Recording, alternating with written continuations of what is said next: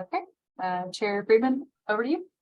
Okay, fine. Good evening, everyone. This is the Palm Springs Sustainability Commission regular meeting of February 23rd, 2022 to be 2023. You fix the agenda there. February 23rd, 2023 to correct the agenda.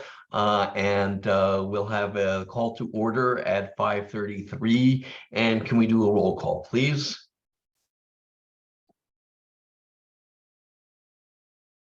Sure thing. Yes, Commissioner Barrett. Present. David Friedman is present. Jake Torrance is out, and Carl Baker is present. Okay. All right. And so thank you. We have a quorum. And now acceptance of the agenda. And I understand, LP, that we'll have a slight a modification of the agenda to accommodate Vice Chair Baker.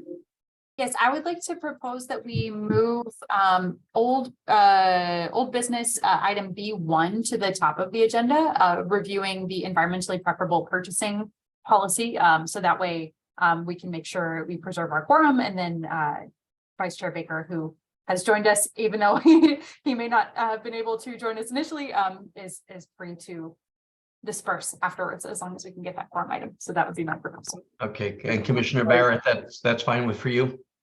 Yes, it is. All right, that's fine. So let's do public comment first, as we do have a member of the public who's joined us. This is the time for members of the public to address the Sustainability Commission on agenda items and items of general interest within the subject matter jurisdiction of the Commission. The Commission values your comments, but pursuant to the Brown Act, cannot take action on items not listed on the posted agenda, and 3 minutes are assigned to each speaker. And we have a member of the public. Would you like to address the Commission?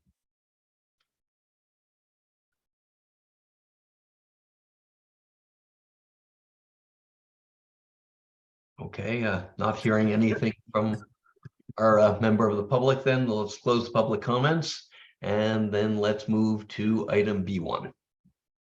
Excellent. Okay, thanks everyone. So I don't have any formal slides or anything for environmentally preferable purchasing, because I know this commission has discussed it quite extensively, mostly before my arrival, but I know we have talked about it a little bit since then. So I just wanted to kind of summarize what we have done over the past few months with this policy, and where we're kind of at in terms of wanting to move this forward. And then I would be happy to talk about any of the changes that had been suggested by the commission between when the council last reviewed and now. But basically, we are looking for the commission's take via a vote on whether this is ready to go to the city council. So over the past 6 or so months since I've been here, which I think is actually 7, I had to count earlier, which was really overwhelming. We have been focused on 2 things. So one is making sure we had incorporated the commission's comments, which thank you to the working group that formed to incorporate those. Don, I will come back to you in 1 second after I finish this very short sentence.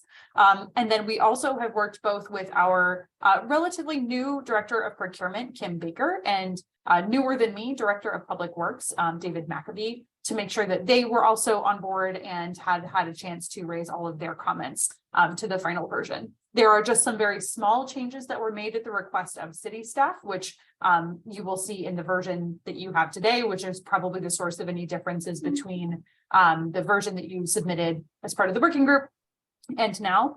The main substantive comment is you'll see a change from a recommendation to utilize local vendors for source reduction purposes, so to reduce vehicle miles traveled, things like that, and a change into referring directly to the city's local preference policy, which I think between when this was initially drafted and now is now a formal part of our procurement policies.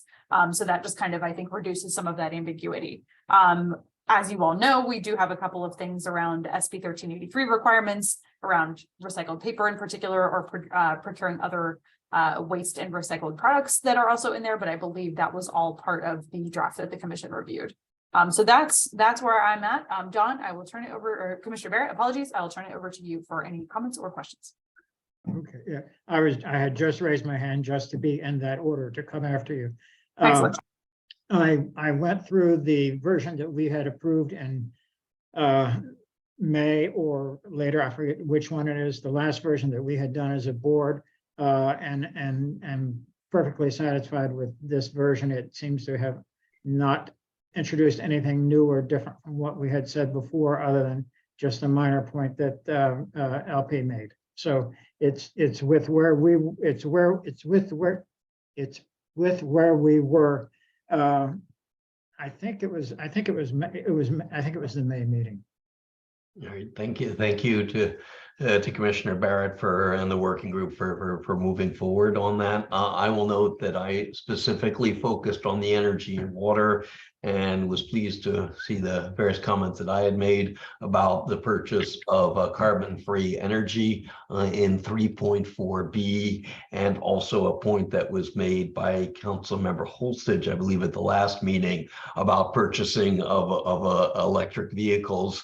And LP, as you work on the staff report, please do highlight that. It is clearly important that the city move forward. And there are substantial funds that are becoming available through the Inflation Reduction Act and various state programs for the purchase of electric vehicles. And given the city's role and also in installing EV chargers, which LP has a substantial expertise in as of just a couple of minutes ago, we really do need to make sure that we're fully doing that.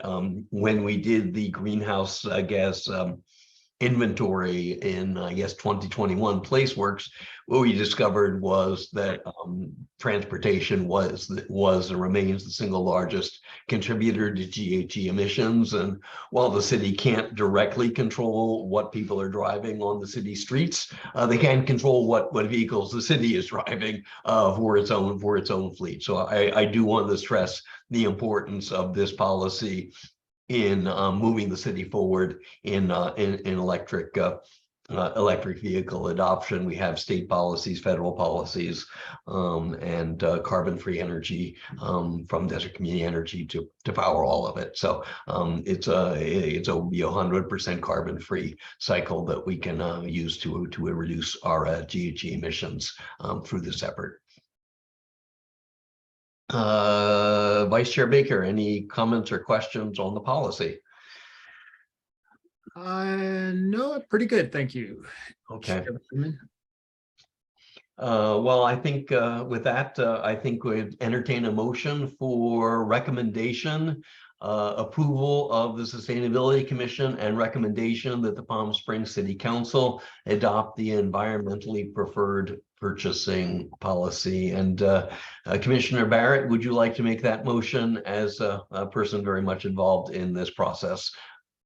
Sure, I'm happy after the work we had done on it before to see it in this position. So I'll make a motion that the commission approve the policy as it is as it's shown on the agenda today, and forward it to City Council for approval. All right, thank you. And I would be honored to second that move. Okay, Vice Chair Baker, did you beat me on the second? That's fine. You beat me to it, so that's fine. So second from Vice Chair Baker then. Okay, LP, or do you want to call it? This is a formal recommendation, so pursuant to AB 361, I would like a formal roll call vote of the commission. Okay, I can run through it unless Anita, you'd rather. Okay, I'm assuming that's a me. I could do it. I was on mute. Okay, David Freeman, Yes, aye. Don Barrett, Yes, aye. and Commissioner Baker. Yes. Okay, it's unanimous. All right, thank you very much. Okay, the motion passes. And now back to our regularly scheduled program of Chair's report. Nothing specific other than once again to thank staff for all of their efforts in moving forward, in keeping us a small but lean team together as we as we continue to adopt the city's policy. So nothing specific for the Chair's report, and we'll then move to the staff comments. Great, sounds good. Thanks everyone. And again, Thank you all for joining. I know we did not meet last month, but February feels like one of the shortest months that I've ever experienced in my entire life. So feels like I just saw you all recently. But so just a couple of things that I wanted to talk about today with the commission, 3 that are in here, and then 1 that is not in here because it has kind of grown over the past week since we published the agenda. So the first item, status on commissioner appointments. We still don't have any movement on this topic. As I think many of you know through all of the variety of ways in which you interact with the city. It is on the council's radar, but it has not yet been taken up by the council. So we are going to kind of proceed in our interim zone for the time being. There are a variety of commissions that are in a similar boat of needing to kind of figure out where we're at on some of these things.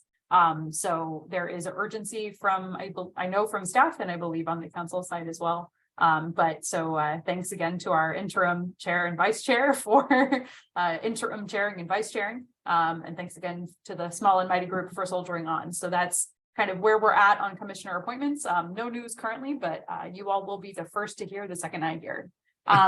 The second thing that I think is probably the most substantive of the items listed here in my little bullets is just an update on budget requests and our general plan for next year. So, thanks to the efforts of this commission and working closely with the council, we do have a pretty clear roadmap for all of the work that we're doing, which is great. It means we're not adrift and having to reinvent the wheel every year. What we're planning on continuing to focus on is pretty similar to what we all discussed when I reviewed our climate action update that we gave to the city council at the end of November. So the items that we discussed both in the November and December meeting on that front. So it's basically, moving forward on the roadmap, we will be moving forward with our greenhouse gas inventory next year that we're already budgeted for. So updating that. So any tweaks that we need to do from that, et cetera. But the 2 major things that we put forward as part of new budget requests this year are an expanded version of the public turf conversion program. So as you all probably saw at the last council meeting or 2 council meetings ago, apologies, the city council approved an additional $300,000 allocation to Desert Water Agency for matching funds for the turf conversion program. That money is already gone. That money was gone the day it was approved by the city council. Because we did have a relatively substantial wait list from the December launch of the first program, because we ran out of single family money for the match on the first day of the program, actually even before the end of the first day.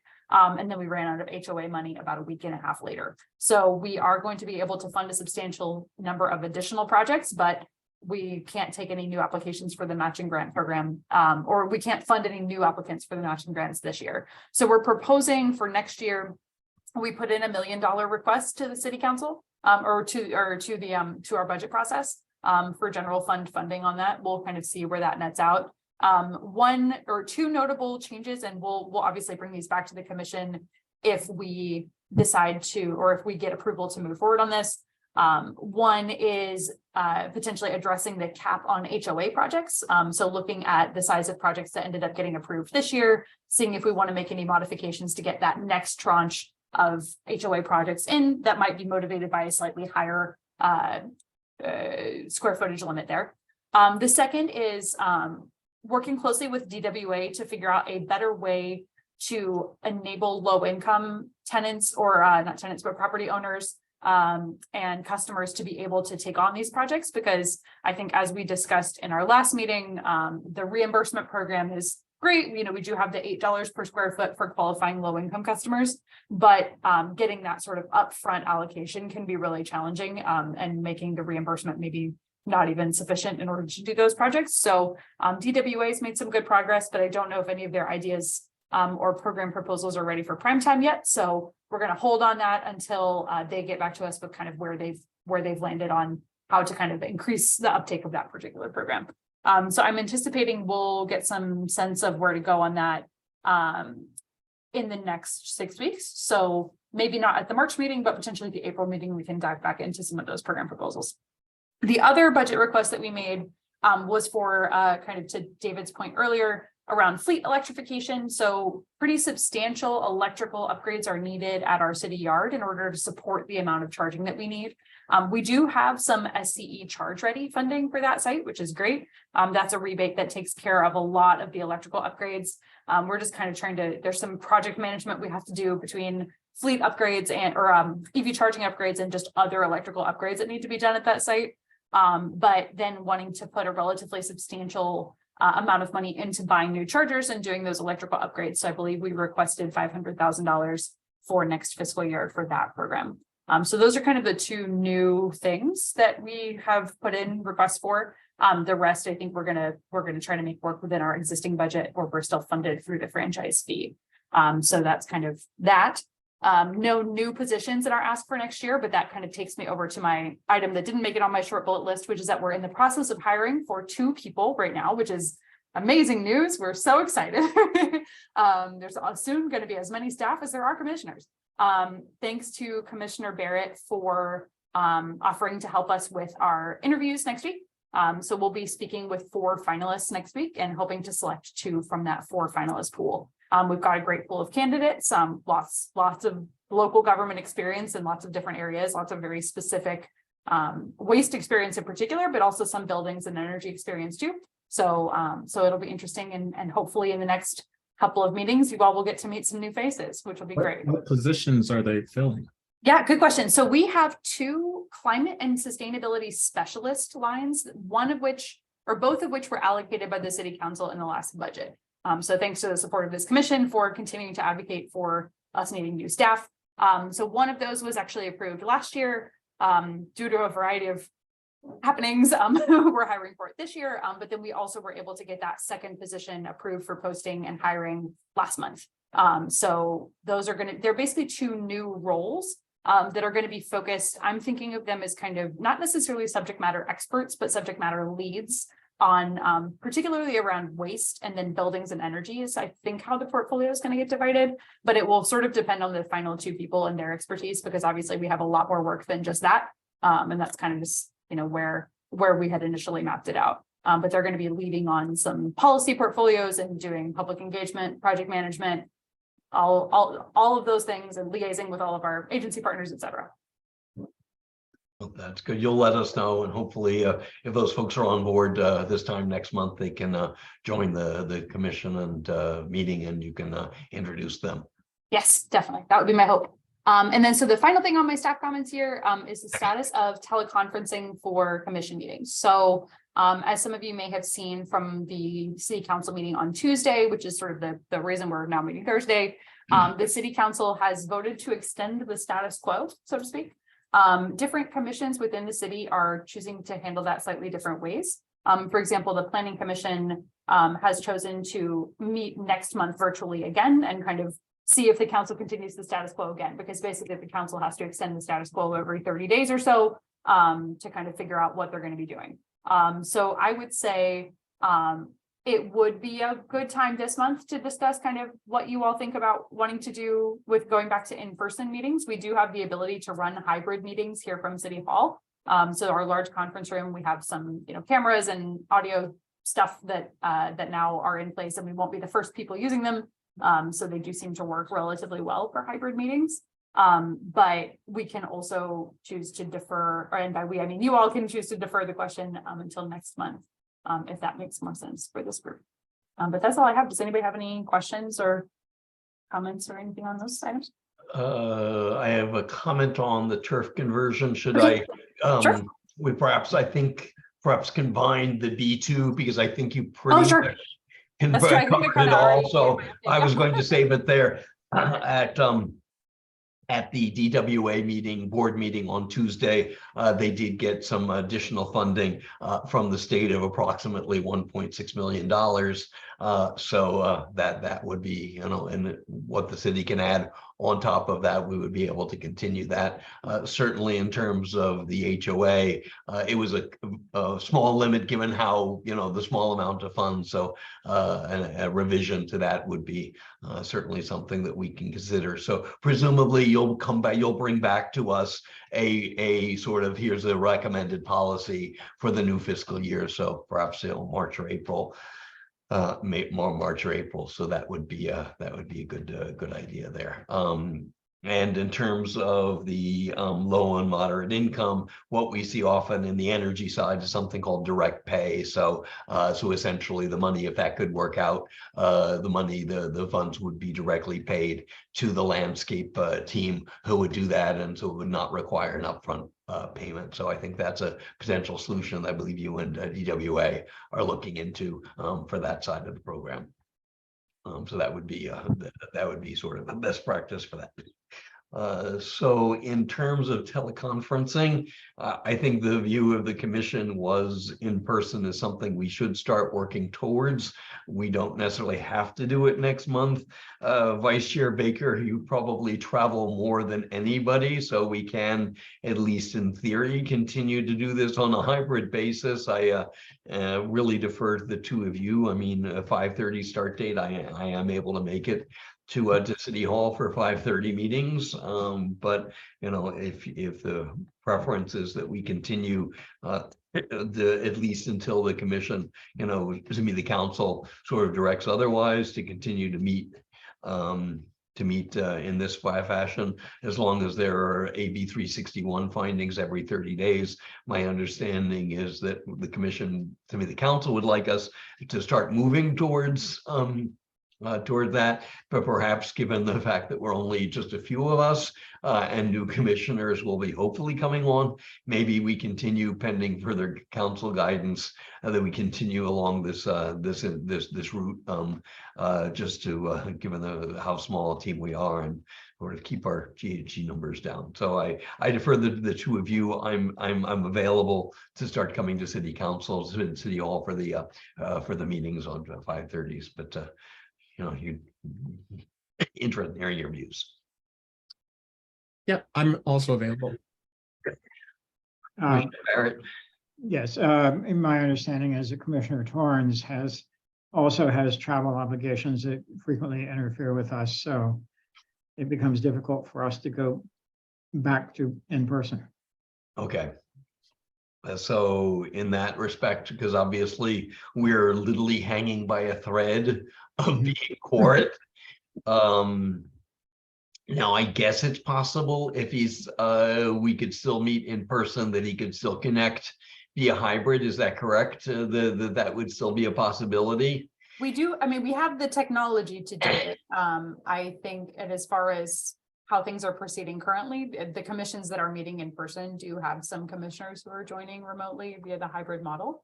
So unless we get more specific guidance from council on that in the future, I'm inclined to think that that would be doable. But I'm not the highest expert on this issue. Okay. So that's technically a possibility, that if he's at least under AB 3, while we're working at least under AB 361, my understanding is that the findings would allow that under the AB 2449 legislation. I think you can only do that for just cause, i.e., you know, you're not feeling well, sort of thing. You know, there's a somewhat more restricted. So that's probably where, you know, we'd end up, all the council and the commission will be, because AB 361 sunsets at the end of this year. So Vice Chair Baker, Commissioner Barrett, do you want to sort of keep the way we are, move forward into City Council with the possibility of Commissioner Torrens as needed joining us remotely, which sounds a possibility, or would you like to just continue, given the fact that we're just a small number here, to just pending council guidance to continue on the virtual mode? I'm completely open to whatever works best for the majority of people. Commissioner Barrett, given your obligations. I have a fair amount of flexibility, so I would say, speaking for myself, I'm comfortable with either being hybrid or either being virtual or hybrid or in person. Any of those would work okay for me. No. So I think my recommendation is, let's continue the way we are pending further council guidance. I think it's somewhat consistent with our idea of reducing vehicle mile traveled, even if it's just a short distance. Yes. We will sort of defer to council as long as they're able to make the additional AB 361 findings. That we can do that. And also I would probably look to the planning commission as the lead commission. And also I would say that if they start moving towards in-person meetings, we should follow suit so that we're kind of not being, an outlier there. So that is, I think, the most important of the boards and commissions, and look to them for that. So if they say that they would prefer to start moving on in person, then we should follow suit, but we don't need to do that. Are there any of the other sort of boards and commissions, Parks and Rec or whatever, are they, or Measure J, are they starting to move towards in person, or It's a good question. So I think Measure J wants to stay remote as long as they can. It's the last I heard, which is Yeah. about 2 weeks ago. Yeah. And then, but I think the Parks Commission is moving in person, though they've been kind of waffling a little bit. It's interesting because the Planning Commission, I think, is staying remote for now. But I think Historic Preservation or Architectural Review, one of the sub-commissions, is moving back to in person. So who knows? It's kind of all over the place, but Measure J, I believe, is still remote as well. Okay. Let's follow the trend, which seems to be let's continue remote, depending on additional, guidance from council, the ability to make findings. And also I would suggest that when there are new commissioners, if and when there are new commissioners, I think sort of having that personal relationship would be a very good idea. But as long as it's sort of the interim team, we can continue. It's the four of us, but at such time as there are new commissioners, and I would presumably not be among them because my term is clearly expired. But that would be certainly the suggestion that as part of the, bringing on new folks, having that in-person connection, I think is worthwhile. So that would be my recommendation, is that we continue virtual meetings, subject to the council continuing to make the required findings under AB 361, and direction to staff to monitor what other boards and commissions are doing, and if there is a change, to potentially park this for the for March, to see if there's any change, both in terms of status of new commissioner appointments, and has there been a change in the trends on that. And obviously we will see, we'll be meeting 2 days before the council meeting, but we'll have the agenda, so we'll know whether the findings will be the AB 361 findings will be renewed.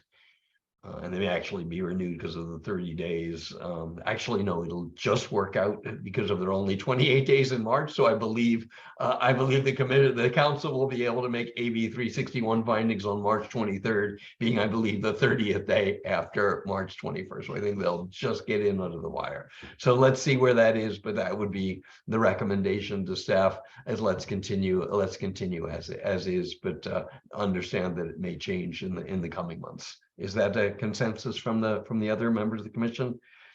And obviously, and that would also accommodate Commissioner Torrens based on where he is.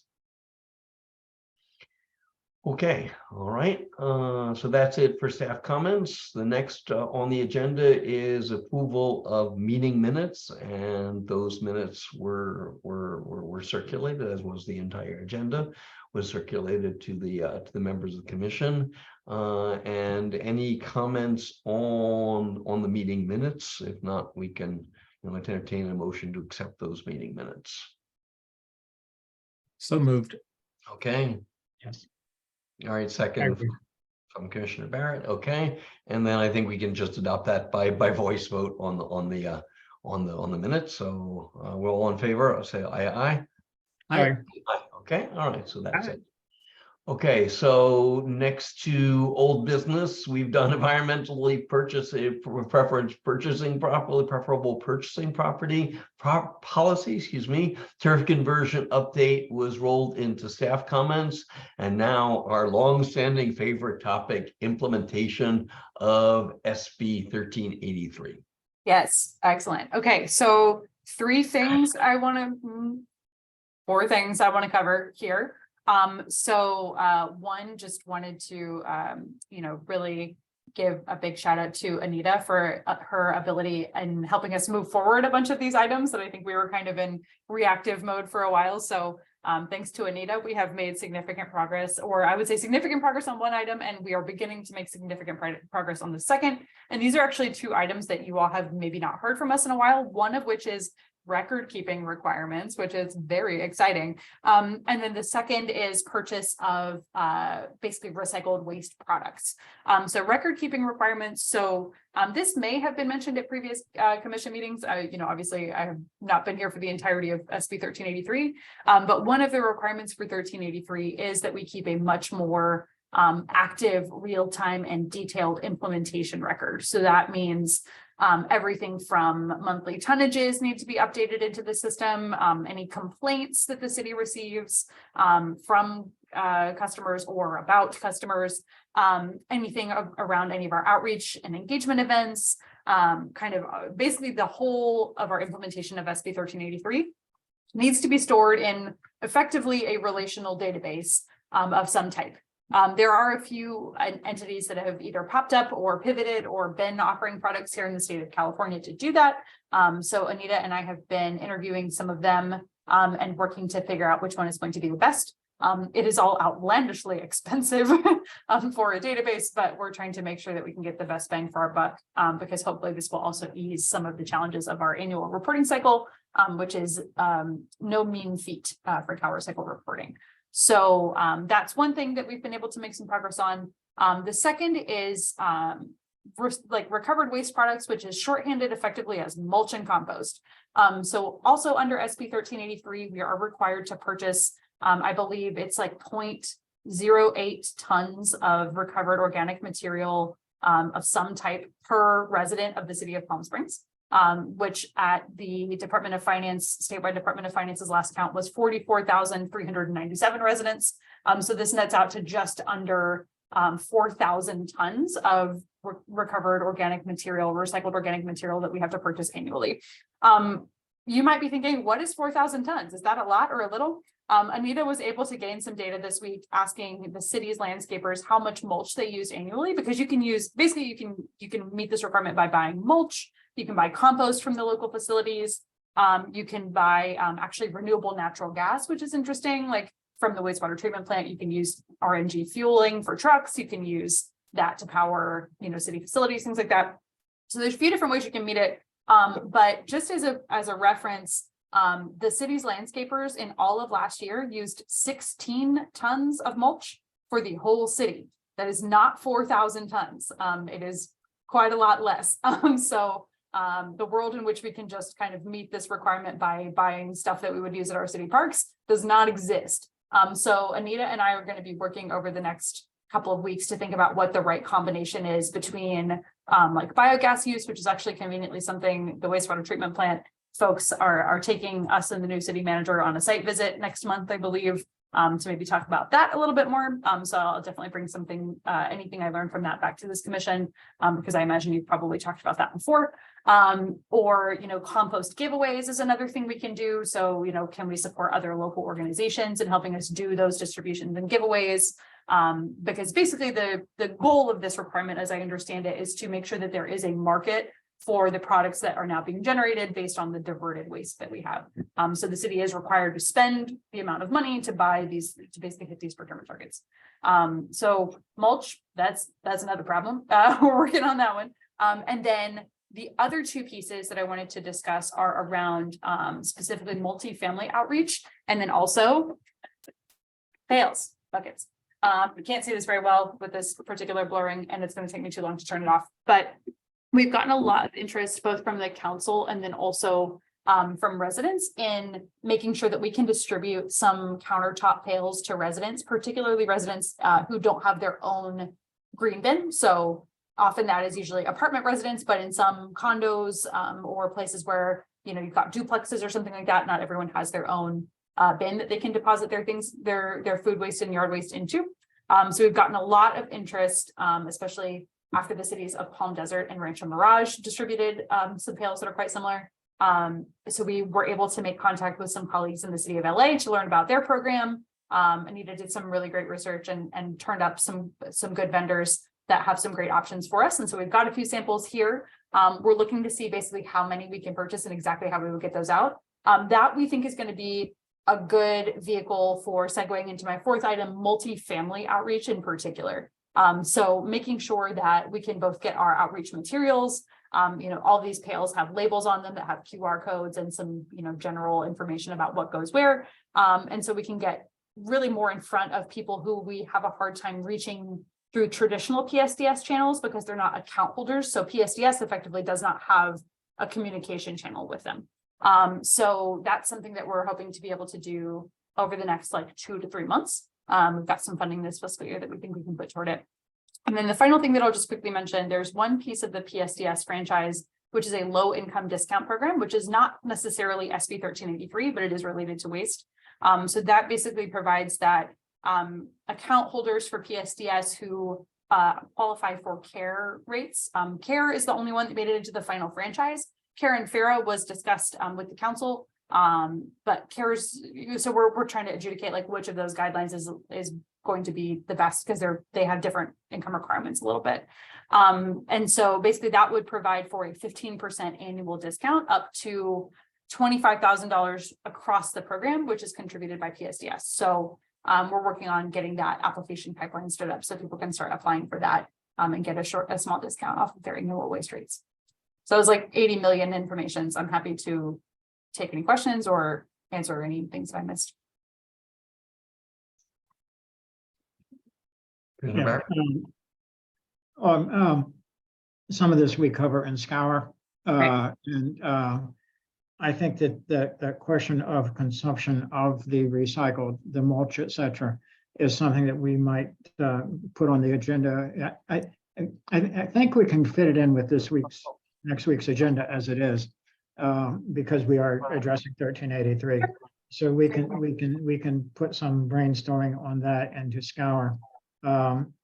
Because there's all sorts of thoughts about how we might well use much more mulch than we're thinking. We could find a way.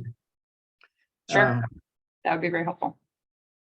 So I think that was my main point there. Well, and then the other thing for that, if we can combine, I mean, it's an education process, but with the new staff, perhaps that's an ability. I mean, I know from my very personal experiences that with the right soil and some irrigation, fortunately being provided by upstairs right now, it is possible for folks to convert, and that's also potentially a discussion with DWA of saying, well, instead of at least in your backyard, if you have a single family home with a backyard, maybe you want to put in a garden and maybe having mulch that's available from the city, so that, something that's very sustainable is growing your own, vegetables. And folks tend not to do that. But actually, as I can tell you, with a lot of tomatoes and asparagus coming up right now and herbs and peppers and things like that, it is quite easy to grow things with mulch and, some form of irrigation. It doesn't require, you can do it on drip irrigation, which is fine. So that could be something of sort of working with DWA and encouraging people to literally do as part of their turf conversion. So you might have to discuss that with DWA, but do we want to sort of encourage people to not put rocks and cacti, which are wonderful, but at least on their backyard, due to backyard gardens? That's the line I was thinking, David. So Yeah. thank you for putting that in the transcript so we can use it. Yeah, no, that would be certainly something that I think, and obviously we have the Michelle Mycene garden, so we should make sure that if we are giving away mulch, that those folks who have a plot there are participating in that and have access to that. And is there additional community gardens for which we'd find space potentially? So I think we should probably look into making a market if we're going to have 4,000 tons. Let's see what we can do with that to drive some of the other policies that we're looking at of sustainability. And can't have bees and chickens because we looked at that several years ago when I first joined the commission, but there are other things that we can do. let me just real quick extend on what David just said. Part of the, I was thinking along the same lines, and working with HOAs also in some way. I mean, one of the things about getting them to separate composting so that it comes out separate would be for them to see a product coming back. So if we can find some way to, through mulching or something, that is a product coming back of what they separated out, that would be, that would be a good PR and be a good way to use that. So it's just, that's a brainstorming.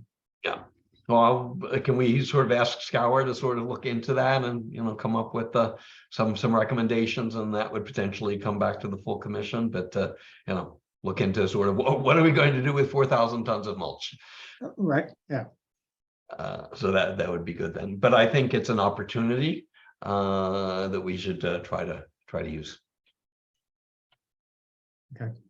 And then, I think having a pail, I use literally just a bucket, from one of the big box stores, a 5-gallon bucket, but for my green waste, but having those buckets for green waste, just to sort of put your clippings from your garden, would be quite helpful. Yeah, I can definitely see that. I know I have my little one on my countertop that I use, but I'm the only person in my complex who's using it. So Yeah, I have a countertop as well as an outside one for green waste. And then they both go into my big bucket, big container. Okay, anything else for SB 1383? Continue to be continued. That's going to be on the agenda for the next couple of decades. So that will be a never-ending topic.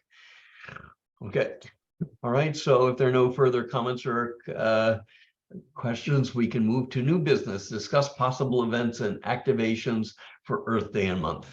sure. So I actually do have just a short organizing slide for this. So let me pull that up really quickly. If I can manage to find where I put it. 1 second. Basically just to kind of give us a framework to think about what our goals are for Earth Day and month. I keep hitting the wrong button. There we go. Okay, so I'm just gonna put this up for a sec so we can kind of see where we've been thinking. So what you can't see in my blurred out screen is that Anita and I whiteboarded this the other day. We were just like, oh no. But now I think things are feeling a little bit more organized. So I definitely come from the sustainability office culture of Earth Day is Earth Month. So I'm definitely used to this being a kind of full-fledged eyes closed sprint, and should try to do as much as you can while you've got the kind of attention and spotlight. I don't think that's what we're going to do here, nor would I advocate it for anyone's mental and physical health. However, I think we do want to kind of have a good communications and event framework that will guide us through April to help us really do 3 things. So one is both make any new policy announcements, but also continue to build support and outreach for any policy announcements. So the main thing that we're working on this front is our energy efficiency and electrification ordinance for existing buildings, and the commercial buildings or the renewable energy for commercial buildings, and kind of the reach codes there for large scale commercial users like cannabis and things like that. So this is, I think kind of be kind of a good organizing framework as we begin our stakeholder outreach next month, and then rolling into April to really kind of talk about what we want to do on that front. I'm hoping to bring some stakeholder outreach conversation to our next month's commission meeting, because I have to have time to run it by David first, or interim chair Friedman as the expert on this matter. So I've almost finished my little flow charts that I need to make, but so really kind of talking about both making those policy announcements and then continuing to fertilize, to use a mulch metaphor, the ground for those policy announcements and changes here in Palm Springs. The second, obviously, recapping the past year's progress. So I think things like the launch of composting, the expansion, the continued adoption of the foodware ordinance, the turf conversion, matching rebates, a variety of different things, expansion of EV charging, et cetera, that we want to talk about just to kind of, hit the nuts and bolts, that kind of stuff. We can probably get some good DCE numbers in there, et cetera. And then also raising awareness on key topics. I think this is where a lot of our content generation will go. And this is stuff that, we've all talked about as this commission a million times. I think the primary thing here is raising awareness on composting. I think kind of what you all were mentioning around that kind of closed loop PR around like you do the composting so we can get stuff back. Like that's a great thing that it would be good for us to be able to highlight in April if we can pull that together. Other things there being the foodware ordinance. I've gotten actually more questions on the foodware ordinance in the past 2 days than I've gotten in the past 6 months. My phone has been ringing off the hook about the foodware ordinance. So really getting, making sure that we've got an opportunity to really blast that information about like my campaign on styrofoam, which is illegal, and we're really focusing in on the styrofoam first. But also things like our existing rebate programs for leaf blowers, for foodware, and for the energy audits and energy efficiency upgrades for businesses. So thanks to Anita's work, we were able to get processed both one rebate for energy efficiency for a business that the commission had approved maybe a year and a half ago. And then also we're getting a leaf blower scholarship application from the pipeline too. So that's a great victory for this month. So really kind of talking about some of those key topics. I'm also thinking about this in terms of who our audiences are. I tend to think in groups of 3, but this one really is a group of 4, which is very frustrating to me. But so our audiences here being residents, local businesses, visitors who are slightly different from residents, and then kind of the global audience. So, you know, to the extent that we continue to show leadership here in Palm Springs, thanks to the work of this commission, the council, et cetera, making sure that we continue to have a strong voice that allows us to participate in those state, regional, national conversations so we can continue to bend the will of the world to our needs. And so really thinking about how those audiences map onto our goals, I come to these vehicles, which is in the far right. So obviously the thing that we have the most control over is the city's own voice. So that's things like our press releases. You know, do we want to do any, I don't know that we have any ribbons to cut, but do we want to do any kind of site visits and press ops, you know, using our social media a lot. We're going to be working with our video team to make some video content, you know, using some of our rudimentary graphic skills to get some stuff out there. We also have some events that we already have that are going to be happening in April. You could also add the 1 PS picnic to this because it's almost April. It's kind of like a soft launch almost of the message. So we've got the farmers market, which we do a monthly table at. We're going to do a shredding event toward the end of the month, and the library family day, which I want to say is April 11th. I'm not sure exactly the date of that, but I think it's April 11th, but sometime around then. And then also thinking about what our partner and surrogate voices are. So this is where I think figuring out what our kind of overarching umbrella theme is, like what's our campaign story, slogan, tagline, and figuring out how we can either have like almost like a little press kit that we share, or like canned social, like, you know, pre-written social media or anything like that, like making sure that we can support other partners in the city in telling their Earth Day story in a way that ties into our Earth Day story. So kind of figuring out what that overarching message is going to be. So I will pause there for questions because that was a lot of information. I know Vice Chair Baker, you had a question? You're muted. What about adding to the mayor's book club? Oh, And- sure, it's a great idea. Well, she selects a novel, but ask her to be interested in selecting a novel that has something to do with sustainability or the environment. Yeah, that'd be great. Any other questions? Go, Commissioner Yeah. It's not a question so much as I think one of the things that is confusing to many residents is they don't actually know why we're doing some of these things. Sure. And I think just somewhere in here, why 1383, what we're trying to do by reducing the landfill, what that, the methane gas issues. Similarly on why should we want to get rid of styrofoam? Why are we trying to get rid of plastic straws? I don't think that needs to be a big agreement, a big component, but I think it would help to have that mentioned. Sure. And then, yeah, I think as a partner in this, I could be wrong with this, but I would say Parks and Rec may well want to be part of this also. Yeah. Definitely. Um, So that kind of ties into, as you'll see, and I know Chair Friedman, you may also have some things you want to add, but you'll kind of see my navigating questions down here at the bottom around sort of what's been successful in the past and what was maybe not like the best return on time investment or money investment or something like that. But what were some either events or particular partnerships that you found to be particularly resonant? So yeah, definitely Parks is somebody who I want to make sure we're working closely with, both in terms of any things we might want to do together, but also empowering them to kind of do their own thing too. But I'm curious for any other, as we discuss, that's kind of a key question for me. But Chair Friedman, do you have anything to add? My recollection is that there was some tree planting at Desert Highlands Gateway at James O. Jesse Center. So I would strongly sort of suggest, well, that I think, Parks and Recreation and that team to sort of look to see what can be done. CVAG, as you recall from Kenyon's discussions, is looking at urban, the urban canopy, the urban forest. So that would be IID has done actually a tree giveaway. So that is not something that's, CVAG is looking at it, but IID was able to do that. So perhaps that's something that we could, consider. So I would strongly, look at that of what can we be doing to literally plant a tree for Arbor Day, whether it's sort of a residential campaign or, working with Parks and Rec to look at those, some of those things. So that would be, they would be there.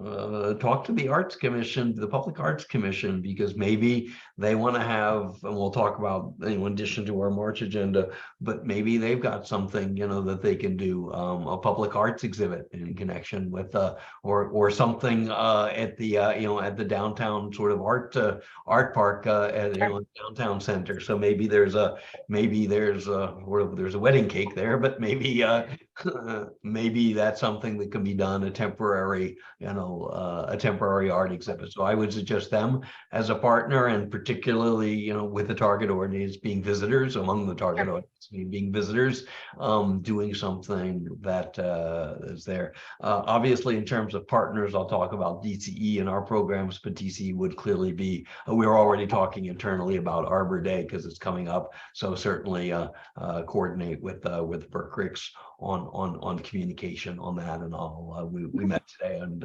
I'll flag that for our next meeting with them in 2 weeks. But I'll talk a little bit more about that, but certainly include DC among the partner voices.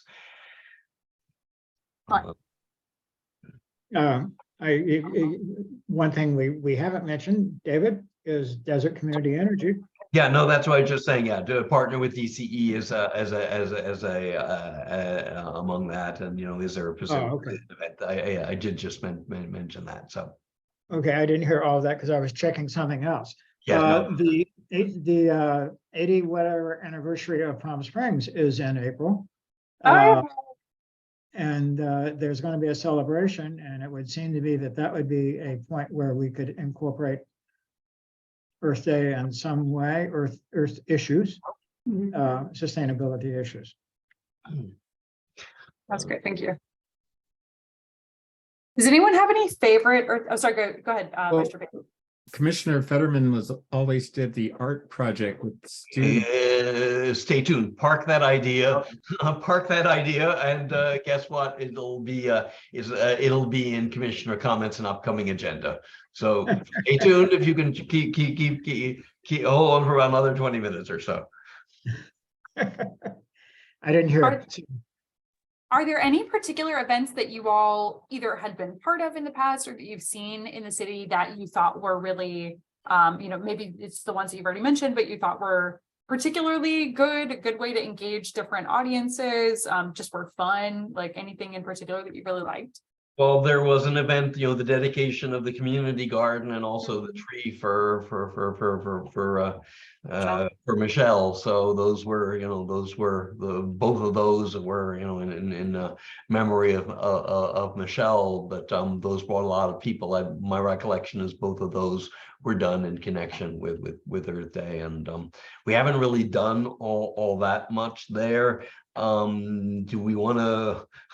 It's been a while, but we used to have bike events. So there was, and this is something that Jeff Hawker had organized. And so there was sort of a Palm Springs version of Ciclavia that you're quite familiar with in there. So do we want to have sort of a if it ever stops raining, a bike do we want to do a bike event? And that might take a little bit of a budget, so perhaps you can talk to Jeff Hawker and see if there's something that we can be doing. It was a sort of a that was very successful. That was it would have been right after I joined the commission, so probably would have been 2016 or 2017 at the latest, but it was right after I joined the commission, and there was a big sort of bike event and everyone had their bikes, and there was kind of a that. So that would be, and that is part of our, our active transportation. So maybe that's another message that we want to work with the bike with, I think maybe Commissioner Torrance would be, a good person to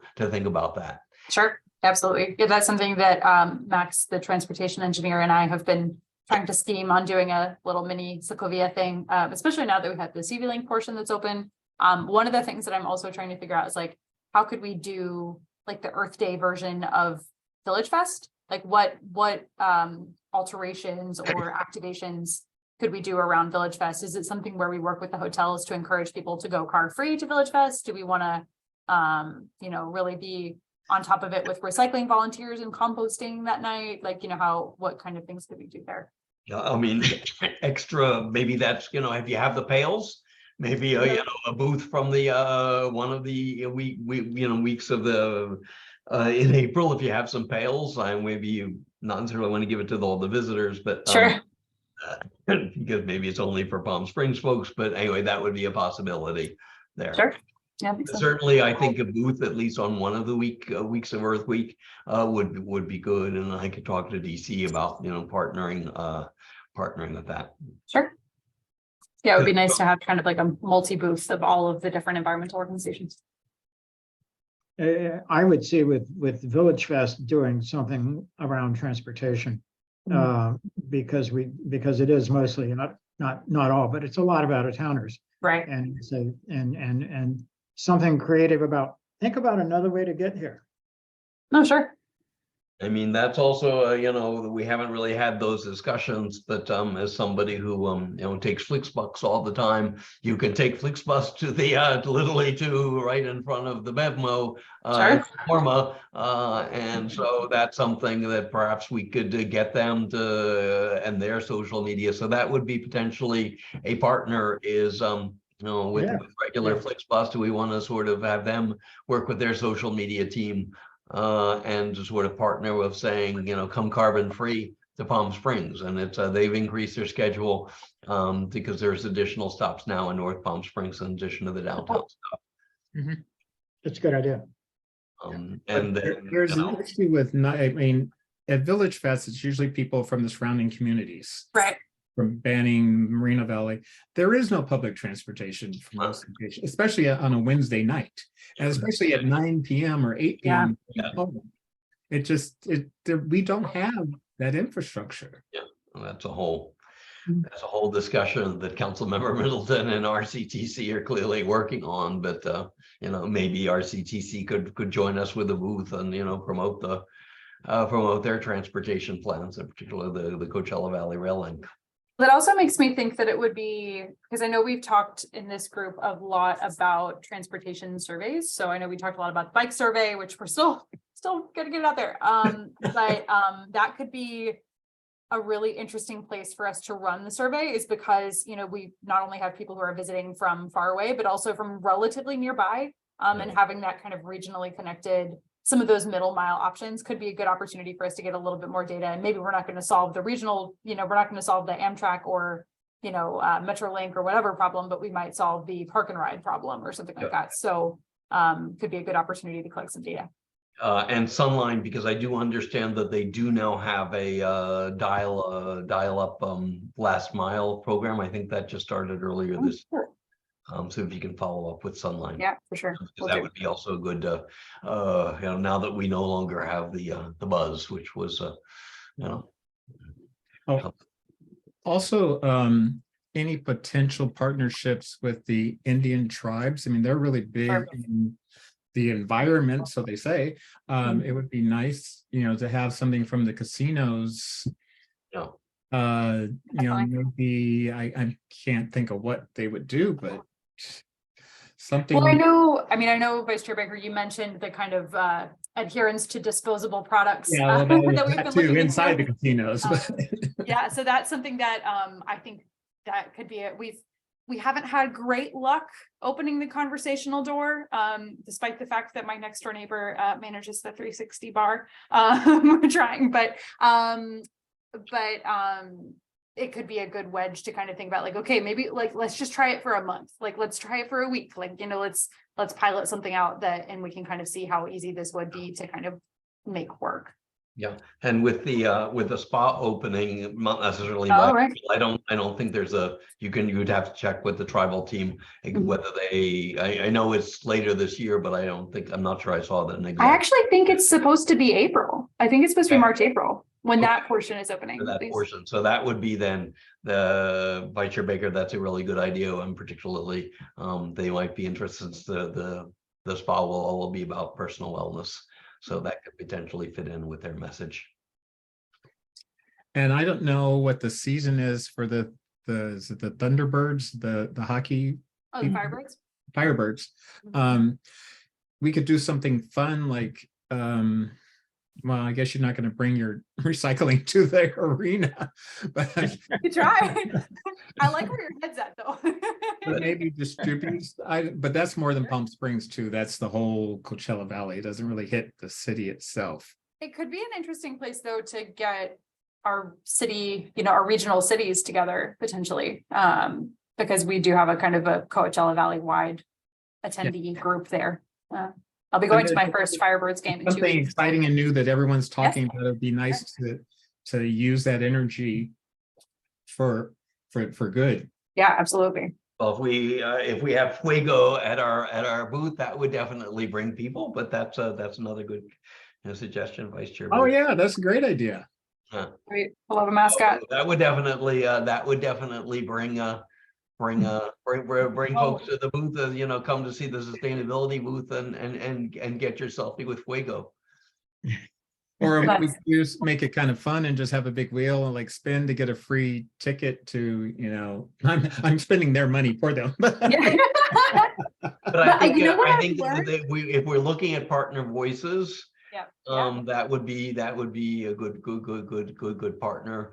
And see where they're planning. They may be having something ideas, and even if the hockey season is, I'm not sure when that's over, but they clearly are having events all the time. So. And then lastly, in my partner presentation, Golden Voice has more money than they know what to do with. And since Coachella is going on during April, Right.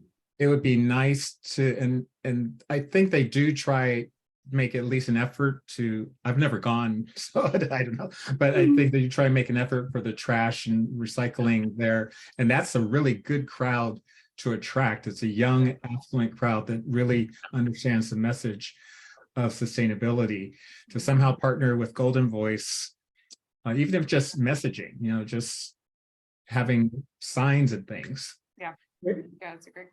But also with CV Link, because there's the arts and there will be there was substantial funding which was granted for a bike trail in that area in Indio and La Quinta, but it's going back to the point of a bike event, and I'm happy to coordinate with the CVAG transportation team of making sure that if we're doing something that we're promoting the expanded CV Link in Palm Springs, because that is moving forward quickly. Going back to what Carl was saying about Golden Voice, since they're very strong on using bus service to get people out to Coachella, I mean, try to wrap something around that fact that they use that. See, Sure. you too can take a bus. You could take a bus also. Yeah. You know, like it. buses are not dangerous. It's okay. Something. So, Yeah, totally. Bus awareness. yes. Well, yeah, that's working with them, working with Sunline, with Flix. So that's once again promoting, transportation. So I think there's some alternatives with the understanding is that there are gaps. I mean, you cannot get from here to, easily Right. to Riverside or, the Banning area by public transportation. Are there Well, any kinds of like small pledges or something in with what y'all are saying is making me think that like things like pledging to take the bus twice in April or replace one car trip a week with walking or biking, or like, are there any kind of pledges that we've either tried in the past or that could potentially resonate alongside some of these other things? There was a whole program about 2 years ago, exactly 2 or 3 years ago. I'd have to go and look to see what that was. And we signed up. It was one of the foundations ran it, and Palm Springs was a participant. So I'd have to go and sort of see if I could check what that was, and I haven't heard that that's being redone. It may have just been every couple of years. But there are some materials that were available then. But that's clearly an idea of, do something, that's aligned with our goals and objectives. Vice Chair Baker, did you have something you were gonna add? It just, my little brain forgot. It's all good. It'll come back. Well, I mean, we see that pledges are used, for example, in the AIDS walk, so we've seen the use of pledges around Palm Springs and they do work. I think it's a good idea. I'm not sure how you implement it, but. Yeah, that's a good question. I remember, so when I worked at Disney in Burbank, I had a thing for Fridays to push people to take either ride your bike to work or use public transportation or carpool. We could, I think here we could more effectively push the carpool thing. Sure. No one even talks about that anymore. I mean, in the CQMD in LA County, every year we had to fill out a form saying, where do you live? Where do you work? Or would you be willing to stop on the way to pick someone up? That doesn't exist out here. And that's one thing, especially I work with a lot of nurses and doctors that live sort of, remote, but a lot. So we're come from Banning or come from couple come from Idlewild. They all drive by themselves. So Wow. just Sure. that one Friday a month to carpool with your workmate. Sure.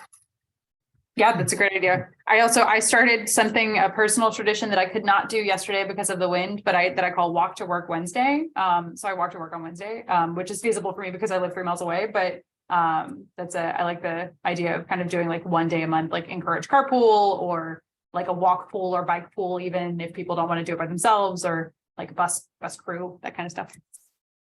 Cool. Yeah, we'll put some thought into how we might do something like that. And even if we just pull something off for like city employees and like affiliated organizations like convention center, library, like, some of those different organizations that are kind of in and around the city could be interesting. Does school district do anything for Earth Day? I mean, It's a good question. So I haven't cracked the nut of the school district yet. I don't really have a contact either. No, yeah, I mean, there are definitely ways we can do that. But because their jurisdiction is like a little different, we don't work with them that often, but it's something that I've been needing to do. So this is as good a reason as any to try to go ahead and build that bridge again with this office and what they're doing. So I'm sure there's definitely opportunities there with the youths.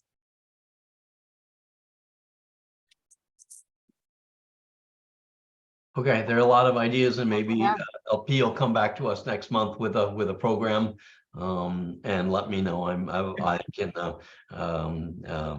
facilitate any discussions with DC via Berkricks, and actually they're also involved in promoting CV Link. So happy to sort of discuss that with them. That's great. Thanks, everyone. This has been really helpful. This is a lot of really good ideas. So it gives us a lot to chew on. Well, I also think that we've been absent for various reasons that we all understand. So I think it's time. This is a year that people are sort of looking forward to, coming back and doing things together. So it would be a good message of, community. Yeah, absolutely.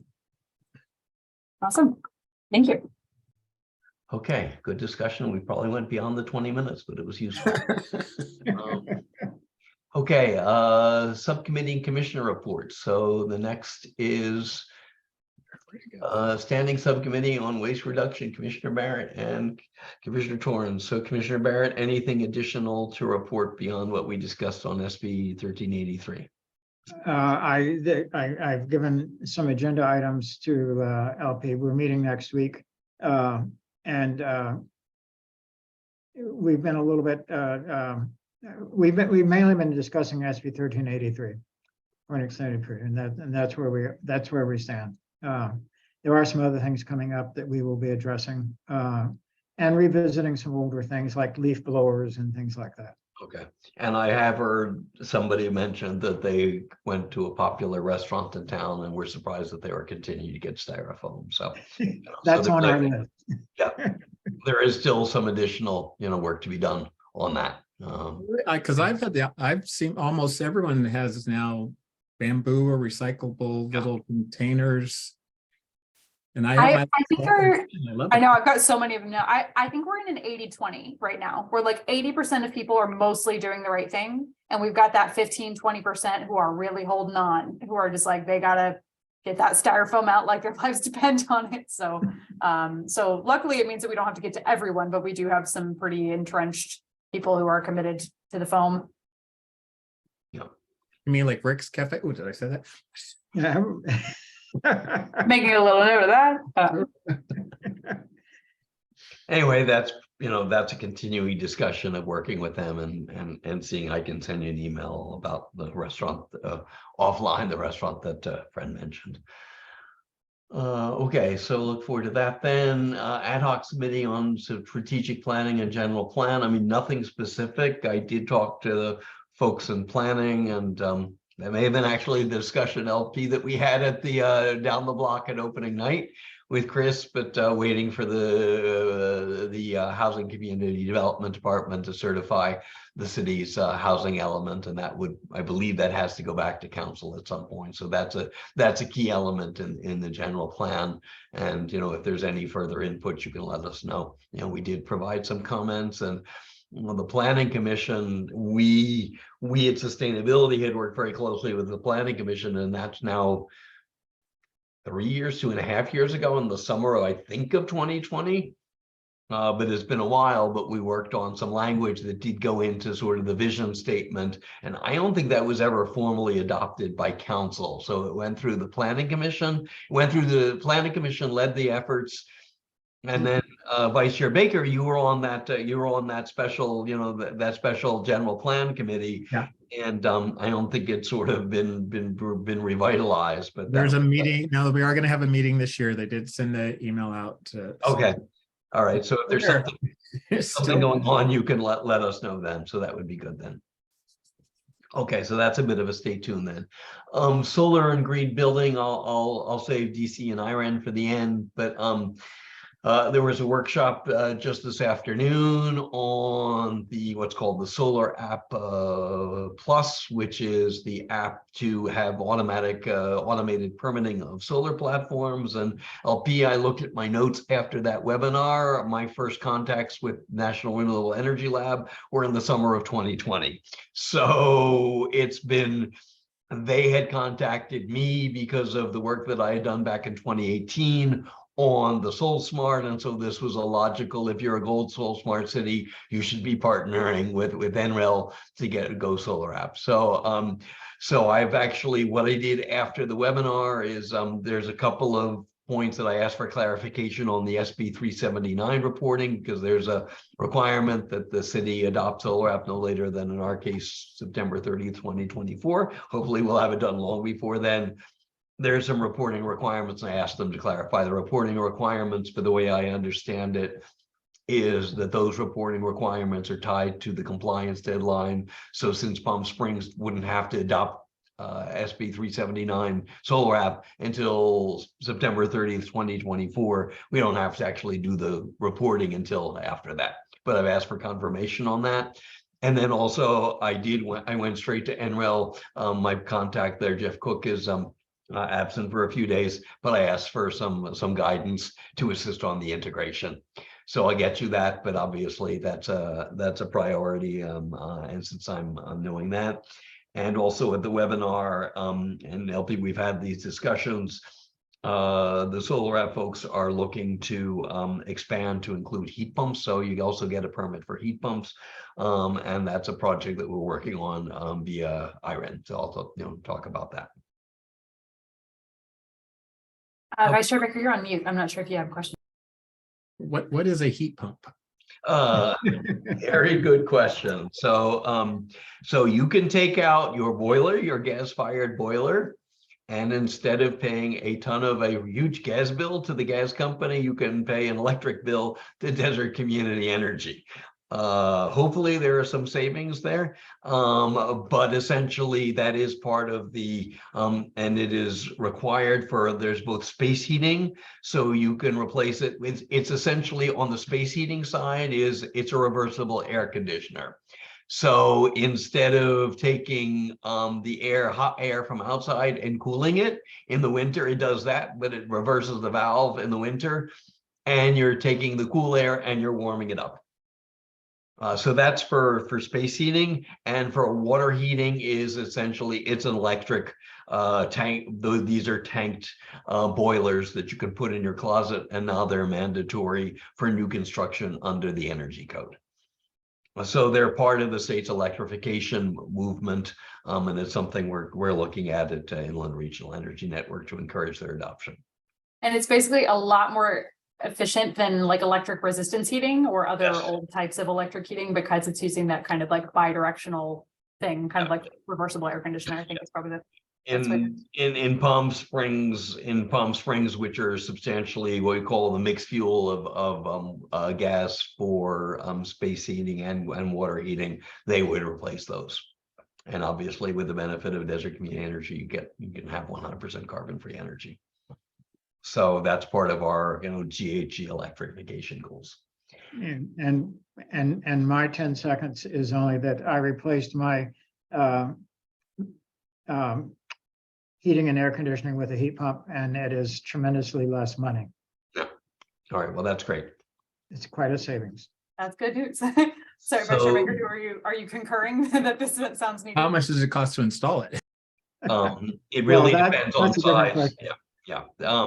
But the advantage of that, Vice Chair Baker, is that thanks to the administration, as of 2 months ago, there are very substantial rebates and incentives that are available, tax credits. So the federal government, and there are some state incentives that will also be available, but there's substantial Inflation Reduction Act funds that are immediately available. You get a tax credit. Darn, 2 years after I just bought a new HVAC Yeah. unit for my house. Anyway, we're working on that. That's a good segue into what LPU mentioned is our 2 ordinances. So we've got the two ordinances that I've been working on. The first is the existing home energy efficiency ordinance. So if you pull a permit, then you'd have to do some energy efficiency upgrades. It's based on your permit value. You'd have to get a certain number of points.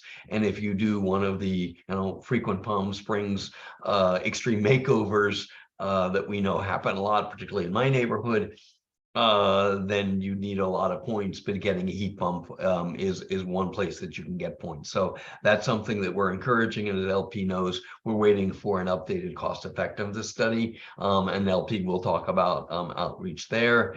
And the separate ordinance is 2 things, which is to encourage some of our large businesses to use carbon-free energy. And LP and I and Veronica Goodhart of the Office of Special Programs had a discussion this past Tuesday with a consultant about additional energy efficiency, particularly on lighting for our cannabis industry. So that's another part. And I think LP will see whether we can get an ordinance to council in April, but we should at least be, because we are dependent on the status of those cost effectiveness updates.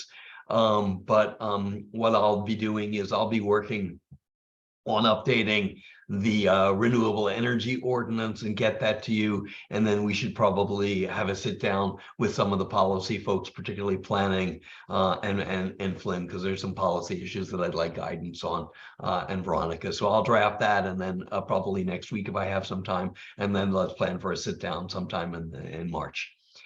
So that's sort of moving forward there. But those are something that council has directed. They are both in the climate action roadmap that Patrick had worked on, and council wants to see those. And if we can move forward, those would be good policy announcements for Earth Month. So those are some. I've got a number of other things, but I will save them for Desert Community Energy and IREN, even though they're both related. The other thing that I actually would mention is the new solar rules go into effect on April 14th. And so you may be getting some comments, but I'll discuss that also at DC. I know the commission's been involved in that as well. So that's it for solar and green building. In the absence of Commissioner Torrance, do we have anything on bicycle routes and cycling? All I will say is that demand for our bike maps has never been higher. I feel like I'm delivering bike maps once a week. People love the bike maps. It is the most popular thing I give away these days at the farmer's market. Constantly giving them away up front. Like every time I have to go do something up at the front desk, somebody comes in for a bike map, it feels like. So we are at some point going to need to get more of them. And so I've got to figure out kind of how we do that. But if there's any updates or anything that anybody might recommend we do that, I'll let everybody know when we get ready to place a new order. And obviously make sure that CB Link is fully integrated, because it's moving forward there. There's a question goes back quite some time, but there had been in my neighborhood discussions of extending the South Palm Springs Loop into South Palm Canyon. It did not go forward quite a few years ago, but I think that had been a priority of the biking community. And also, I think there's a concern of some of the residents of without the the road diet, the folks do tend to go quickly on that. There's some couple of stop lines that may have reduced the speeding, but that's potentially a discussion with the engineering of whether that's actually ever going to happen or not. And that actually reminds me, I wanted to another opportunity to provide kudos to Anita, who got our first 2 bike racks installed since the pandemic that we've installed in like 2 years. So Ace Hardware has 2 brand new Palm Springs, fancy bike racks that are over there. So that is also something where we're going to be doing an order of bike racks soon to catch up on that backlog. So if there's any sites that definitely need them, let us know. All right, well, I should take the pledge and bike to Ace Hardware. Nice. It's in my neighborhood, and I have no excuse because the bike lane literally in my front, at my door. So I don't have an excuse. I've got a complete bike lane between here and there in our area. All right, that's fine. Water conservation. So I mentioned the grants that were provided. The other matter is that as a result of the AB 361 and AB 2449, the Desert Water Agency will begin posting their meetings on YouTube. So that would allow for, while they're going to continue to have the meetings at 8 o'clock on the alternate Tuesdays, first and third Tuesdays, there will be additional public sort of ability to actually watch the meeting just as we can for City Council on a remote basis. So LP, I guess, in your discussions with them, and I know there's a new outreach and conservation manager that's just been hired. So you might want to, follow up and see if there's a way of sort of cross-promoting some of that and letting folks know that they can, if you're interested in water, you don't have to sort of, be up at 8 o'clock in the morning on Zoom, which I tend to be, but I think I'll probably start watching them on a delay, given my other activities. So that will be fine there. Wellness, Vice Chair Baker, anything to report?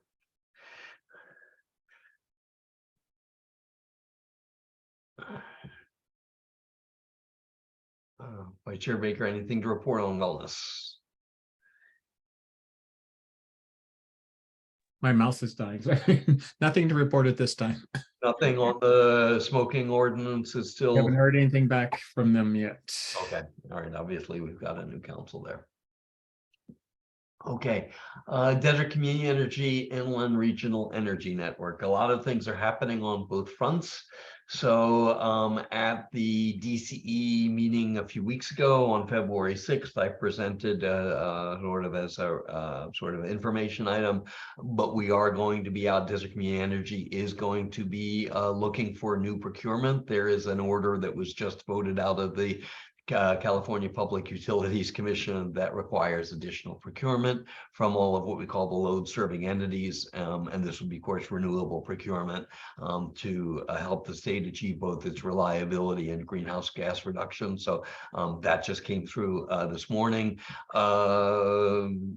Vice Chair Baker, Commissioner Barrett, yes, we're going to bring the CAC together. We are hiring, we're looking to hire, so we have additional bandwidth to put that there, and we'll probably be asking a member of the CAC to participate in that. And there's another program that I don't want to talk too much about because it's part of the request for the procurement, but there's a potential very, very interesting solar project that we could have for Palm Springs. So we'll see what that comes, because that will be coming through the procurement, but we'll see what that does. Council member Coors had been one of the founding representative from Palm Springs on the Desert Community Energy Board with his retirement from Palm Springs City Council. Council member Middleton became the city's delegate to the Desert Community Energy Board, and also at the board meeting she was elected chair of the Desert Community Energy Board. So that's good. And Mayor Pro Tem Bernstein is the alternate. So that is our slate from the Palm Desert team. They have their finance director as their main representative, Veronica Chavez, and Mayor Kathleen Kelly, who had been the alternate, previously was the alternate, remains the alternate for Palm Desert. So we're there. And also, as I mentioned, there is information on the net energy metering. Those rules are going into effect there, and we're doing a substantial update of the website. A lot of that information was just sent in, and so LP, I'll coordinate with you and Anita if we need to make any conforming changes on how the city refers to that. So that's it for the Desert Community Energy. On the Inland Regional Energy Network, its executive committee met this past Tuesday as well, and we approved the executive committee approved the implementer contract. So after a year of sort of staff work, we are bringing on a number of consultants, which means a whole bunch of programs. So LP, thank you very much for responding. There was a survey that was sent to all the jurisdictions. Your response was duly noted, so thank you for doing that. And so they will be at the March 21 IREN Executive Committee meeting, sort of the results of the survey as that executive committee starts working on the strategic planning, as I mentioned, SB 379 and Solar App. So that's also once again a focus of CBAG, of continuing to do that. So that's it. There's just a lot going on in those areas for both of them, and stay tuned in particular for some active programs for Inland Regional Energy Network, focusing on workforce education and training. We'll be able to do the outreach through codes and standards for some of these reach codes, because that's one of the projects. And also we're looking into obviously upgrading city facilities that would include energy efficiency upgrades for City Hall. So stay tuned, LP, for hearing of those programs. So that's it. And then once again, yes. Does City Hall have solar? No, that's an interesting discussion. I had that discussion with somebody a couple of years ago, and the answer was it would be a challenge to do it with the older building, the landmark building. And I said, well, you could put it on the parking lot, but then that would, to obstruct the view. So it is entirely possible to do that, and there may be potentially some funding, but there's an aesthetic issue. I think there's a technical issue, and there's also an aesthetic issue given the fact that it's a Class 1 landmark building. Now, that being said, the museum is doing something there. So, I think we could work with Ken Lyons as a historic preservation officer, and there is something that's do that. But what there is, if not City Hall, the convention center has a very large solar array which powers that, and also there's a whole big unit in between the wastewater treatment plant and the animal shelter that largely covers those facilities. So the city did look into that a couple of years ago. Thank you.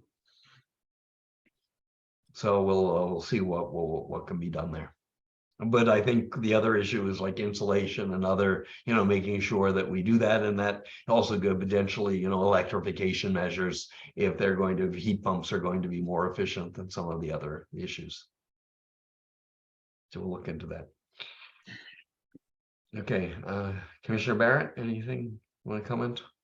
Actually, I have a comment, but I was going to hold it till that next session, and I will collapse it into multiple things.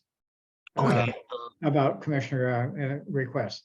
Or- okay, well, this would be then a good time to move to commissioner comments and upcoming agenda. I'll let the two of them, and so that I don't keep Vice Chair Baker in suspense, I will have something about the art project. Okay, Commissioner Barrett. Okay, I was going to say, put out a couple of awkward things. One, the least awkward is, I think we do need to talk about Blue Zone and understand what that, the city's moving on to that sort of thing, how that affects what we're doing and how we can both work with it and whatever else it is with the Blue Zone stuff. I don't even know what to call it now other than Blue Zone. but, Yeah, that's I think, and that would be a good project for wellness. So, yeah, thank you. Who's on? What is that? Blue Zone, Blue Zone. Oh, This was a Blue Zone. project for I'm for sorry. Chair Coors. I believe there's an article on it. But the county is participating in it, and Palm Springs has joined the county. It's I believe being done through Loma Linda University to encourage sustainability and healthy sort of healthy lifestyle. So And that's, David, you just said what I had found confusing about it is sometimes it seems to be mainly about health, but other times it seems to be about sustainable cities where Yeah. people can be healthy. So that's one reason I think that we need to really talk, all right. need to have it as a discussion point. And yeah. and Thank send you it out to for posting that. Yeah. Thanks. So Okay. you can we can add that to our next agenda. I hope so. Yes, okay, and then the other sensitive topics were, we never talk about the biggest energy user in the city, consolidated energy user in the city, which is probably the airport. And it's probably something very awkward to talk about, but I'm just putting that out there. Awkward to talk about the airport. Say what? Why would it be awkward to talk about the airport? Oh, I think we have to deal with the FCC, not FCC, FAA. And Issues there. and the airport commission, but that's a potentially going back to our previous discussion about partners for Earth Day. Right. That would be good, and perhaps a presentation or discussion with the airport commission. I know DWA has done that. I believe the airport is on Desert Community Energy, but I'm not absolutely certain about that. But so you can look into that to make sure that they're doing that. Now, there is something that I looked at a couple of years ago that had come, and I'm not sure where it came, but potentially talking about solar, if not at City Hall, a potentially solar array at the airport.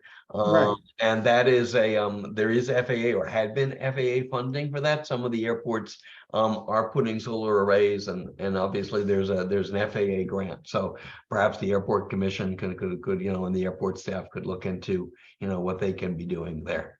And they also have very large parking lots. Yeah. That could be, that solar could cover panels. solar. But the other thing that the reason I call it awkward is there's the awkwardness of if we want to change how people use transportation, how visitors change transportation, one place to talk is the airport, both about rental cars and about flying in the first place. Yeah. So. Yeah, otherwise we wouldn't get here though. But there are discussions. I mean, there was a previous discussion of extending the buzz when there was a buzz, of having a route that took people from the airport to downtown. But there is a Sunline. Nobody really knows about it, but there is Sunline that goes to downtown. But I don't think I'm not even sure if you clicked on the airport website that you could actually see that you could take a bus, and it doesn't really even stop at I believe it stops at Baristo, or like El Cielo and Baristo. But it doesn't even go into the terminal. And so is that a discussion that, that can be had with Sunline in the airport to allow people to go, take a bus there? Well, I also know that our city commissioners, the new city commissioners, didn't know anything about the fact that you can catch an Amtrak bus at the airport and use Amtrak. Yes, that's the one that connects now. Unfortunately, I used to do that all the time, but because of the issues on the tracks in San Diego, the connections don't really work that well anymore, because you're going to spend hours in Fullerton. Yeah, but that's temporary. That's temporary. I think it does work going south to San Diego. It doesn't work quite as well going to Los Angeles as it used to. Could we Um, get, could we get tourists to not rent SUVs and instead rent small hybrids? Yeah, right, okay. Or working with with the rental car companies to make sure that they have EVs in their fleet and they're able to charge, that they have the infrastructure to charge that. So that I Right. think could be a good, a good sort of partner discussion to talk to the airport commission and staff to see what can we be doing to promote sustainability at the airport. So I think Commissioner Barrett, those are very good Well, discussions. there's one more, Okay. and Lindsay has her hand up. Did you want to? Well, I was just gonna say, it's really good timing actually to talk about the airport, and so we might want to put it on the agenda for April or maybe May, just trying to think of what we've got on our agendas, but I actually. So there's two things going on in the airport. One is they are updating their food concessions, so they recently signed their next, I want to say it's a 10-year agreement with the concessionaire to update their food and beverage and hospitality, everything in the airport. And they have been asked to present kind of like a sustainability concept as part of that. So I'll be working with the team on that, and that I think could be a really good thing to bring to this commission, just kind of like here's recommendations for what we're doing in the near term. And then there's also a longer term strategic planning process that the airport is kicking off shortly, kind of their 2030, 2040 vision, that we're also a part of, in terms of making sustainability recommendations there. That's a really long process. So I think having a going ahead and getting some time on the calendar for this commission to speak to that group of people, which I think would be sometime in the next 2 to 3 months, that would make sense. I think is a good time for us to do it. And I think we should have those tough conversations about flying and rental cars and all of the above. So it's good timing. Yeah, and could we get the airport director to come and present to the commission? Probably, yeah. I'm sitting on a whole lot of working groups for him, so probably owes me. Okay. Good, okay. That And would then, be good. and then the third topic was, and if we're going to have about Earth Day, it seems to me that we have to do something incorporating Prescott Preserve. It's a really good idea. That's an excellent partner. And with Or Oswego. Oswego, and that's a substantial. They're actually hiring from what I've seen. So that would be a really good partner to have. Okay. To talk about planting trees, actually, that maybe that LP go back to the discussion of what to do with the 4,000 tons of mulch. Talk to that. I mean, can they use it? I mean, they've got, some Well, challenges as Actually, well. they're trying to get away from being a golf club, David, so that's. Okay. Well, but they do have some trees there, so Right. anyway, but that would be that in any case, they're a really good partner to have. Okay, Vice Chair Baker, any agenda development or comments? Yes, well, originally I was gonna ask for an energy fair, but after discussion, I think I want to change that to a health fair that we could host in the convention center and bring everyone, use like all the solar companies, Home Depot, True Value, in independent contractors. Like when I was putting in remodeling, like windows and doors and all those little things like that, we could bring everyone together. And then at the health component, ask the healthcare district to bring in like maybe blood pressure testing, cholesterol testing, a couple of things like that, and pull everybody together. And I think that would at least draw interest through a wide range of people. That's hard to say. Wide range of people. Okay, and depending if that may be something that either Desert Community Energy or Inland Regional Energy Network could potentially co-sponsor. We are looking at some point another energy summit. Those haven't been having, but those are more on a policy basis than this. But they're I mean, give people the idea, like the heat pump thing, for example. Yeah.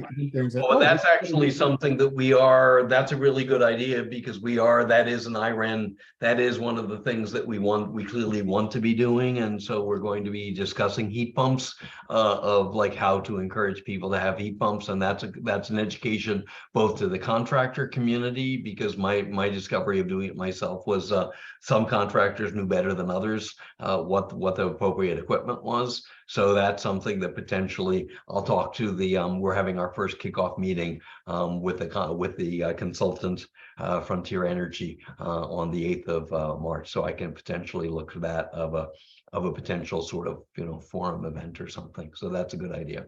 But it can be broader than that, but that's a potential idea.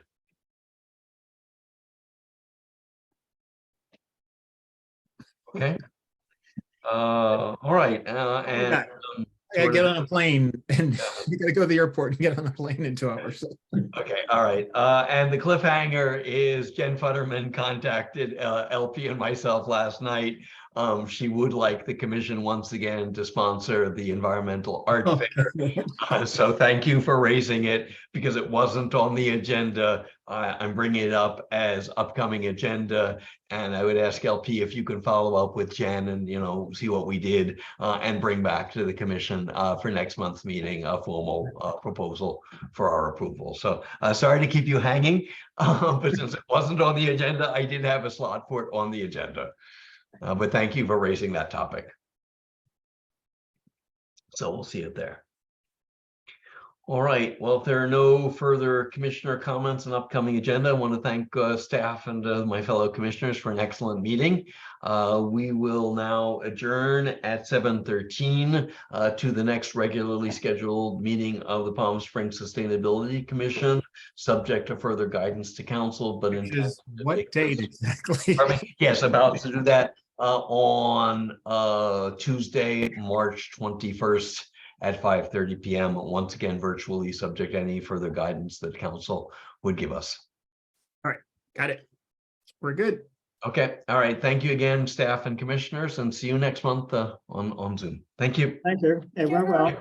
Bye. Bye. Bye. Bye.